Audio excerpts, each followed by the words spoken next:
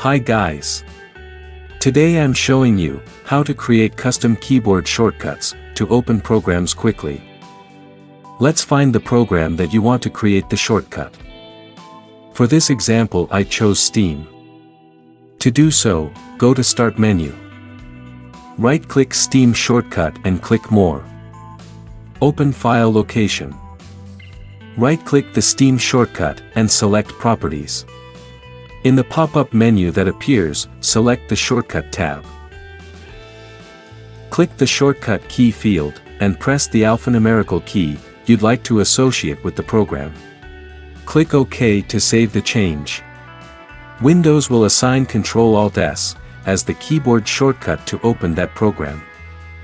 This trick can be seriously useful for wrangling programs that you use often, but not often enough to pin to your taskbar. Thanks for watching.